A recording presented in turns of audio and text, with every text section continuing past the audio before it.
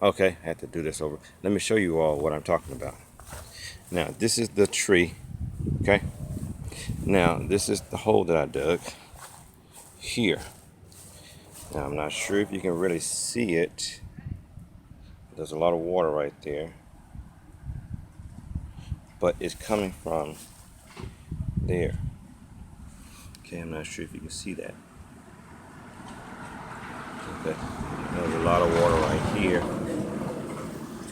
It's coming from there. Now, the scary part about it is it's underneath the tree. The scarier part about it is how big the tree is. Okay. If it's underneath the tree here, I'm not sure how to proceed. I'm not sure if you have to go underneath the tree, take the tree up, take just that stump up and go around it. I'm not totally sure.